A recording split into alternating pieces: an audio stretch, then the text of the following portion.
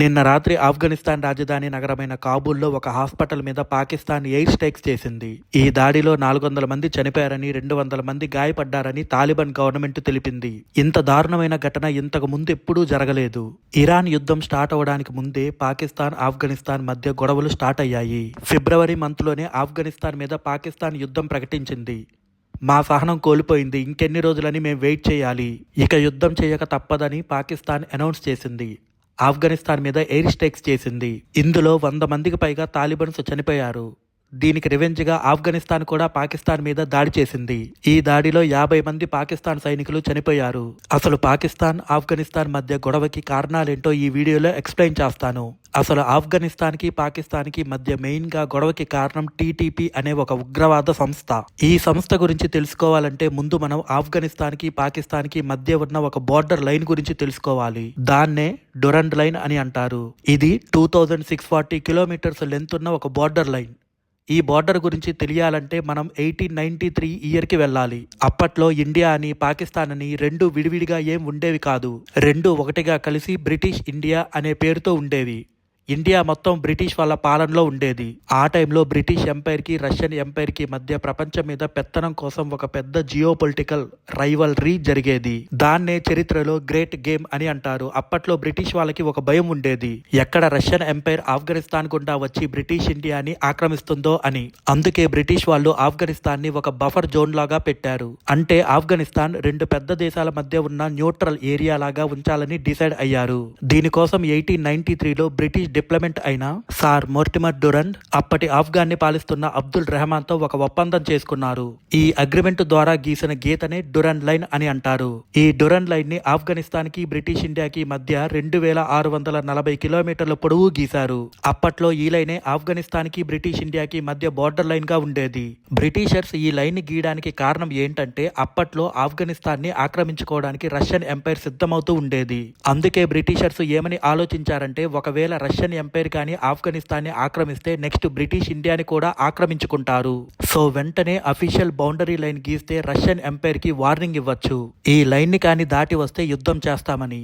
ఈ లైన్ ని ఆఫ్ఘనిస్తాన్ లీడర్ ఒప్పుకోవడానికి కారణం ఏంటంటే, బ్రిటిషర్స్ అతనికి ఒక ఆఫర్ ఇచ్చారు. ఆ ఆఫర్ ఏంటంటే, డురండ్ లైన్ కానీ నువ్వు ఒప్పుకుంటే ఆఫ్ఘనిస్తాన్ ని మేము ఆక్రమించుకోము, అలాగే ఒకవేళ రష్యన్ ఎంపైర్ కానీ మిమ్మల్ని ఆక్రమించుకోవాలని ట్రై చేస్తే మేము మీకు హెల్ప్ చేస్తాం, డబ్బులు కూడా ఇస్తాము అని బ్రిటిషర్స్ చెప్పి ఆఫ్ఘనిస్తాన్ పాలిస్తున్న రాజు చేత డురండ్ లైన్ కి ఒప్పించారు. ఆఫ్ఘనిస్తాన్ లీడర్ కూడా చేసేదేమీ లేక తప్పని పరిస్థితుల్లో ఒప్పుకున్నాడు. కానీ ఈ డురండ్ లైన్ వల్ల ఒక ప్రాబ్లం వచ్చింది. అదేంటంటే, ఈ లైన్ వల్ల ఆ ప్రాంతంలో నివసిస్తున్న పాస్టన్ ట్రైబ్స్ ప్రజలు విడిపోయారు. ఎన్నో సంవత్సరాలుగా ఒకే ప్రాంతంలో కలిసి నివసిస్తున్న పాస్టన్ జాతి ప్రజల మధ్య ఇప్పుడు ఒక గీత గీశారు. సో ఈ లైన్ వల్ల ఒక జాతి ప్రజలు చీలిపోయారు, ఫ్యామిలీస్ ముక్కలయ్యాయి. బ్రిటిషర్స్ ఫ్యామిలీస్ ని ముక్కలు చేసి మరీ డురండ్ లైన్ ని గీయటానికి కారణం ఏంటంటే, అక్కడ ఖైబర్ పాస్ అనే ఒక ప్రాంతం ఉంది. ఇది చాలా స్ట్రాటజిక్ ప్లేస్. ఎందుకంటే ఆఫ్ఘనిస్తాన్ క్యాపిటల్ అయిన కాబూల్ నుంచి పాకిస్తాన్లోకి ఎంటర్ అవ్వాలంటే అదొక్కటే మార్గం. మిగతా ప్రాంతం అంతా కొండలతో నిండి ఉంటుంది. ఒకవేళ రష్యన్ ఎంపైర్ కానీ ఆఫ్ఘనిస్తాన్ని ఆక్రమిస్తే ఆ తర్వాత బ్రిటిష్ ఇండియాని ఆక్రమించాలంటే ఈ ఖైబర్ పాస్ గుండానే రావాలి. అందుకే బ్రిటిషర్స్ ఖైబర్ పాస్ ని బ్రిటిష్ ఇండియాలో కలుపుకున్నారు. ఇలా చేస్తే ఒకవేళ రష్యన్ ఎంపైర్ కానీ ఆఫ్ఘనిస్తాన్ ని ఆక్రమిస్తే ఆ తర్వాత బ్రిటిష్ ఇండియాలోకి వాళ్ళని రానివ్వకుండా ఖైబర్ పాస్ ని మూసేయొచ్చు. అందుకే బ్రిటిషర్స్ డురండ్ లైన్ ని పాస్టన్ ట్రైబ్స్ ఉండే ప్రాంతాన్ని ముక్కలు చేసి మరీ గీశారు. ఆఫ్ఘనిస్తాన్ లో రాజుల పరిపాలన ఉన్నన్ని రోజులు, ఇండియాలో బ్రిటిషర్స్ ఉన్నన్ని రోజులు ఎవరూ ఆ లైన్ గురించి ఏమీ మాట్లాడలేదు. కానీ 1973లో ఆఫ్ఘనిస్తాన్ లో రాజు పరిపాలన ఆగిపోయింది. 1992లో తాలిబన్స్ రూల్ వచ్చింది. ఆ మధ్యలో 10 సంవత్సరాల గ్యాప్ లో చాలా మంది లీడర్స్ మారారు. మధ్యలో రష్యా కూడా కొన్ని సంవత్సరాలు ఆఫ్ఘనిస్తాన్ ని పరిపాలించింది. ఎక్కడ రష్యా ఉంటే అక్కడ యుఎస్ఏ ఎంటర్ అవుతుంది కదా. సో ఇక్కడ కూడా యుఎస్ఏ ఎంటర్ అయింది. ఆ టైంలో ఆఫ్ఘనిస్తాన్లో పవర్ కోసం రష్యాతో తాలిబన్స్ పోరాడే వాళ్ళు. ఆ తాలిబన్స్ కి పాకిస్తాన్ ద్వారా ఆయుధాలని, డబ్బుల్ని యుఎస్ఏ సప్లై చేసేది. ఫైనల్ గా 1992లో తాలిబన్స్ పవర్ లోకి వచ్చారు. అప్పటి నుండి తాలిబన్స్ డురండ్ లైన్ బోర్డర్ ని ఒప్పుకోవట్లేదు. మా పాస్టన్ జాతి ప్రజలు ఎక్కడ వరకు అయితే ఉన్నారో అక్కడ వరకు మా ప్రాంతమే అని క్లెయిమ్ చేయటం మొదలు పెట్టారు. కానీ పెద్దగా ఏం క్లెయిమ్ చేయలేదు, జస్ట్ నోటి మాటగా మాత్రమే అనేవారు. ఎందుకంటే ఆ టైంలో తాలిబన్స్ ని పాకిస్తానే పెంచి పోషించేది కనుక. అందుకే ఎప్పుడు కూడా పెద్ద గొడవలేం జరగలేదు. చాలా సంవత్సరాలు ఇద్దరు కలిసి బాగున్నారు. మరి అంతా బాగుంటే ఇప్పుడెందుకు సడన్ గా గొడవలొచ్చాయి? దానికి కారణం టీటీపీ అనే ఒక ఉగ్రవాద సంస్థ. అసలు టీటీపీ గ్రూప్ ఎవరు? వాళ్ళ ఆబ్జెక్టివ్స్ ఏంటి? TTP group full name Tehrik i Taliban. TTP అనేది 2007లో ఫామ్ అయిన ఒక ఉగ్రవాద గ్రూప్. ఇందులో మెయిన్గా పాస్టన్ జాతి ప్రజలు ఉంటారు. వీళ్ళ మెయిన్ ఆబ్జెక్టివ్ ఏంటంటే పాకిస్తాన్ గవర్నమెంట్ని కూల్చేయాలి. పాకిస్తాన్లో కూడా ఆఫ్ఘన్ తాలిబాన్ లాంటి ఒక ఇస్లామిక్ ఎమిరేట్ని ఎస్టాబ్లిష్ చేసి స్ట్రిక్ట్ షరియాలాన్ని తీసుకొని రావాలి. దానికోసం వీళ్ళు అప్పుడప్పుడు పాకిస్తాన్ మీద దాడి చేస్తుండేవాళ్ళు. ఆ తర్వాత కూడా టీటీపీ గ్రూప్ కొన్ని దాడులు చేశారు.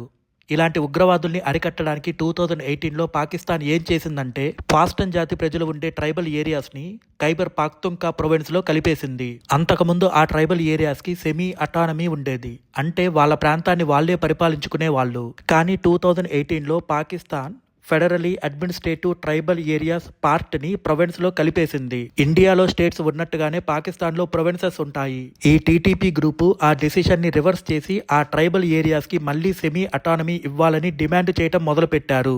ఆ డిమాండ్స్కి పాకిస్తాన్ ఒప్పుకోలేదు. అసలే టీటీపీ గ్రూప్స్లో ట్రైబల్ పీపుల్ ఎక్కువ. డైరెక్ట్గా వాళ్ళకే అన్యాయం జరిగితే వాళ్ళు ఊరుకుంటారా? అప్పటి నుంచి పాకిస్తాన్ మీద అటాక్స్ చేయటం ఎక్కువ చేశారు. ఈ టీటీపీ గ్రూప్ మెయిన్గా ఆఫ్ఘనిస్తాన్లో ఉండి ఆపరేట్ చేస్తూ ఉంటుంది. ఈ మధ్య ఎప్పుడైతే ఆఫ్ఘనిస్తాన్లో తాలిబాన్ రూల్ వచ్చిందో అప్పటి నుంచి పాకిస్తాన్ మీద టీటీపీ గ్రూప్ చేసే అటాక్స్ ఎక్కువయ్యాయి. అందుకే పాకిస్తాన్ తరచుగా ఆఫ్ఘనిస్తాన్కి చెబుతూ ఉంటుంది, ఏమనంటే మీ భూభాగం మీద నుండి టీటీపీ గ్రూప్ ఆపరేట్ చేస్తుంది, మీ దగ్గర నుండి మా మీద దాడులు చేస్తున్నారు, వాళ్ళని కంట్రోల్ చేయండి అని. కానీ ఆఫ్ఘన్ తాలిబాన్లు వాళ్ళని ఆపటానికి ఇష్టపడరు. ఎందుకంటే reason number 1, shared identity. Afghan తాలిబాన్కి మరియు టీటీపీకి మధ్య చాలా డీప్ ఐడియాలజికల్, కల్చరల్ మరియు ఎథ్నిక్ టైస్ ఉన్నాయి. ఇద్దరు పాస్టన్ జాతి వాళ్ళు, ఇద్దరు షరియాలా కావాలని అనుకుంటారు. Reason number 2, brotherhood. గడిచిన 20 సంవత్సరాలుగా ఆఫ్ఘనిస్తాన్లో అమెరికాతో యుద్ధం చేస్తున్న టైంలో ఈ రెండు గ్రూప్స్ తాలిబాన్ అండ్ టీటీపీ కలిసే పనిచేశాయి. ఆ టైంలో ఏర్పడిన రిలేషన్స్ వల్ల తాలిబాన్స్ టీటీపీ గ్రూప్స్ని సపోర్ట్ చేయటం నార్మల్గా మారింది. Reason number 3, the ISK fear. Afghan తాలిబాన్లకి ఒక భయం ఉంది. ఒకవేళ పాకిస్తాన్ మాట విని టీటీపీ మీద స్ట్రిక్ట్ యాక్షన్ తీసుకుంటే ఆ టీటీపీ మిలిటెంట్స్ వెళ్లి ఇస్లామిక్ స్టేట్ ఖొరసన్ ఐఎస్కే గ్రూప్ లో జాయిన్ అవుతారేమో అని. ఐఎస్కే అనేది ఆఫ్ఘన్ తాలిబాన్స్ కి ఉన్న అతిపెద్ద శత్రువు. సో తమ శత్రువు బలపడే బదులు టీటీపీని సపోర్ట్ చేయడమే బెటర్ అని ఆఫ్ఘనిస్తాన్ ఆలోచిస్తుంది. దీనివల్ల 2021లో ఆఫ్ఘనిస్తాన్ లో తాలిబాన్స్ పవర్ లోకి వచ్చిన తర్వాత పాకిస్తాన్ మీద టీటీపీ అటాక్స్ చాలా పెరిగిపోయాయి. మీకు తెలుసా, ఒక 2025 ఇయర్లోనే పాకిస్తాన్లో 699 సార్లు ఉగ్రవాద దాడులు జరిగాయి. అందుకే పాకిస్తాన్ 2025లో ఒక ఆపరేషన్ని లాంచ్ చేసింది. ఈ ఆపరేషన్లో ఏం చేశారంటే టీటీపీ గ్రూప్ లీడర్ కాబూల్లో ఉన్నాడని తెలుసుకొని పాకిస్తాన్ మిలిటరీ ఎయిర్ క్రాఫ్ట్ ద్వారా కాబూల్ మీద దాడులు చేశారు. ఆ దాడిలో కొంతమంది అమాయకపు ఆఫ్ఘన్ ప్రజలు కూడా చనిపోయారు.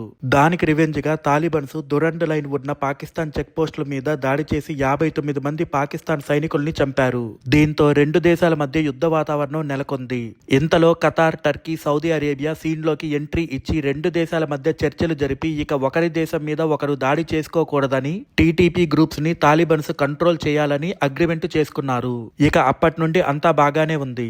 ఇప్పుడు కొత్తగా కాన్ఫ్లిక్ట్ క్రియేట్ అవడానికి ఫిబ్రవరి 6, 2026 రోజు జరిగిన ఒక ట్రిగ్గర్ పాయింట్. ఇస్లామాబాద్లోని ఒక మసీదు దగ్గర టీటీపీ గ్రూప్ ఒక సూసైడ్ బాంబు చేసింది. ఈ దాడిలో 31 మంది అమాయకులు చనిపోయారు. అందుకే పాకిస్తాన్ ఫిబ్రవరి 21 రోజున ఆఫ్ఘనిస్తాన్లో టీటీపీ గ్రూప్ ఉన్న ప్లేసెస్ మీద మళ్లీ ఎయిర్ స్ట్రైక్స్ చేసింది. ఆ ఎయిర్ స్ట్రైక్స్ లో 18 మంది అమాయకులు చనిపోయారని తాలిబాన్స్ అనౌన్స్ చేశారు. ఆ ఎయిర్ స్ట్రైక్స్ కి రివెంజ్ గా ఫిబ్రవరి 26 రోజున తాలిబాన్స్ దురండ్ లైన్ కి దగ్గరగా ఉన్న పాకిస్తాన్ మిలిటరీ చెక్ పోస్టుల మీద అటాక్ చేశారు. ఇప్పుడు ఈ కాన్ఫ్లిక్ట్ లో ఇండియా రోల్ గురించి తెలుసుకుందాం. ఒకప్పుడు ఇండియా అంటే తాలిబాన్లకి అసలు నచ్చేది కాదు. ఇండియా ఎప్పుడూ కూడా తాలిబాన్లను దూరం పెట్టి ఉంచేది. కానీ ప్రస్తుతం తాలిబాన్లు మరియు పాకిస్తాన్లు గొడవ పడుతున్న టైంలో ఇండియా తన స్ట్రాటజీని మార్చింది. దానివల్ల పాకిస్తాన్ అనుకున్నదంతా మారిపోయింది. Number 1, counter balances Pakistan influences. గతంలో తాలిబాన్లకి ఏది కావాలన్నా పాకిస్తాన్ మీదే డిపెండ్ అయ్యేవారు. ఇప్పుడు ఇండియా డైరెక్ట్ గా తాలిబాన్స్ తో మాట్లాడటం వల్ల వాళ్ళ డిపెండెన్సీ పాకిస్తాన్ మీద తగ్గిపోయింది. ఆఫ్ఘనిస్తాన్ కి పాకిస్తాన్ కి మధ్య డురండ్ లైన్ మరియు టీటీపీ గ్రూప్ వల్ల వచ్చిన గొడవలను ఇండియా ఒక స్ట్రాటజిక్ విండోలా వాడుకొని ఆఫ్ఘనిస్తాన్ లో తన ప్రెజెన్స్ ని మళ్లీ తీసుకొని వచ్చింది. దీనివల్ల ఇంతకు ముందు తాలిబాన్లని తమ ప్రాక్సీలుగా వాడుకునే పాకిస్తాన్ ఇప్పుడు డిప్లొమాటికల్లీ ఐసోలేట్ అయిపోయింది. Number 2, direct security guarantees. India ఇంతకు ముందులాగా భయపడకుండా తాలిబాన్ల దగ్గర నుండి డైరెక్ట్ గా కౌంటర్ టెర్రరిజం కమిట్మెంట్స్ ని తీసుకుంది. 2025లో జరిగిన హై లెవెల్ టాక్స్ లో ఆఫ్ఘనిస్తాన్ ఫారెన్ మినిస్టర్ అమీర్ ఖాన్ ముటికి ఇండియాకి ఒక మాట ఇచ్చాడు. ఏ ఒక్క ఉగ్రవాద సంస్థకి కూడా మా ఆఫ్ఘన్ భూమిని యూజ్ చేసుకుని ఇండియా మీద అటాక్స్ చేయడానికి మేము అనుమతించము అని. ఈవెన్ 2025లో జమ్మూ అండ్ కాశ్మీర్లోని పెహల్గాంలో జరిగిన ఉగ్రవాద దాడిని చరిత్రలో ఎప్పుడూ లేని విధంగా తాలిబన్లు ఖండించారు. ఆ అనౌన్స్మెంట్ అనేది పాకిస్తాన్ ఇన్ఫ్లుయెన్సెస్ ని దాటి ఇండియా సెక్యూరిటీ కౌన్సిల్ కి తాలిబాన్ అలైన్ అవుతుంది అనడానికి అది ఒక పెద్ద ఎగ్జాంపుల్. నెంబర్ 3, పాకిస్తాన్ ని బైపాస్ చేయడం. ఆఫ్ఘనిస్తాన్ ఒకప్పుడు సముద్రం చూడాలంటే పాకిస్తాన్లోని కరాచీ పోర్టు మీద డిపెండ్ అవ్వాల్సి వచ్చేది. దాన్నే పాకిస్తాన్ తన లెవరేజ్ గా వాడుకునేది. కానీ ఇప్పుడు ఇండియా ఇరాన్లోని చబహర్ పోర్టుని యూజ్ చేసుకుని ఆఫ్ఘనిస్తాన్ కి హ్యూమనిటేరియన్ మరియు ట్రేడింగ్ చేస్తుంది. దీనివల్ల పాకిస్తాన్ కి ఆఫ్ఘనిస్తాన్ మీద ఉన్న కంట్రోల్ పూర్తిగా పోయింది. అదే కాకుండా అక్టోబర్ 2025లో ఇండియా మరియు ఆఫ్ఘనిస్తాన్ కలిసి ఎయిర్ ఫ్రైట్ కారిడార్ ని మళ్లీ రెజ్యూమ్ చేశాయి. ఇండియా వేసిన ఈ మాస్టర్ స్ట్రోక్ కి పాకిస్తాన్ అఫీషియల్స్ కి ఏం చేయాలో అర్థం కావట్లేదు. వాళ్ళు ఇప్పుడు ఏమంటున్నారో తెలుసా? తాలిబన్స్ అనేవాళ్ళు ఇండియా యొక్క ప్రాక్సీ వార్ని మా మీద ఇప్పుడు చేస్తున్నారు అని అంటున్నారు. మీరెప్పుడైనా ఫ్రాంకెన్స్టైన్ మాన్స్టర్ కథ విన్నారా? ఒక అతను తన ఎక్స్పెరిమెంట్స్ కోసం ఒక రాక్షసుని సృష్టిస్తాడు. లాస్ట్ కి ఆ మాన్స్టర్ వచ్చి వాడినే చంపేస్తుంది. ఇప్పుడు పాకిస్తాన్ పరిస్థితి కూడా అదే. తన శత్రువైన ఇండియాని తొక్కేయడానికి, ఆఫ్ఘనిస్తాన్ లో తన పెత్తనాన్ని చలాయించడానికి పాకిస్తాన్ సంవత్సరాల తరబడి తాలిబన్లని, మిలిటెంట్ గ్రూప్స్ అని సృష్టించింది, పెంచింది, పోషించి పెద్ద చేసింది. కానీ ఇప్పుడు కట్ చేస్తే 2026లో ఆ తాలిబన్లు తిరిగి పాకిస్తాన్ మీద ఓపెన్ వార్ చేస్తున్నారు. టీటీపీ వాళ్ళు రోజు పాకిస్తాన్ లోని మిలిటరీ బేసెస్ ని, కోర్ట్స్ ని బాంబులతో పేల్చేస్తున్నారు. ఇంకొక విషయం ఏంటంటే, ఏ శత్రువైతే ఆఫ్ఘనిస్తాన్ లోకి రాకూడదని పాకిస్తాన్ ఎంతో కష్టపడిందో, ఈ రోజు అదే శత్రువైన ఇండియా కాబూల్లో ఎంబసీస్ పెట్టి తాలిబన్లతో డీల్స్ సెట్ చేసుకుంటుంది. పాకిస్తాన్ తవ్వుకున్న గోతిలో ఇప్పుడు పాకిస్తానే పడింది. ఈ యుద్ధం ఎప్పటికి ఆగుతుందో, ఎవరు గెలుస్తారో ప్రపంచమంతా ఉత్కంఠగా చూస్తుంది. మీకు ఏమనిపిస్తుంది? ఈ గొడవల వల్ల ఇండియాకి నిజంగానే లాభం జరుగుతుందా, లేదా తాలిబన్లతో ఫ్రెండ్షిప్ చేయటం ఇండియాకి ఫ్యూచర్ లో డేంజర్ అవుతుందా? కామెంట్ సెక్షన్ లో చెప్పండి. మీకు నా ఎక్స్ప్లెనేషన్ నచ్చితే ఈ వీడియోని లైక్ చేసి షేర్ చేయండి. ఇలాంటి ఇంట్రెస్టింగ్ వీడియోస్ కోసం నా ఛానల్ని సబ్స్క్రైబ్ చేయండి. వీడియో పెట్టగానే నోటిఫికేషన్ రావాలంటే సబ్స్క్రైబ్ చేయగానే పక్కన బెల్ ఐకాన్ కనబడుతుంది, దాని మీద క్లిక్ చేయండి. Thank you all.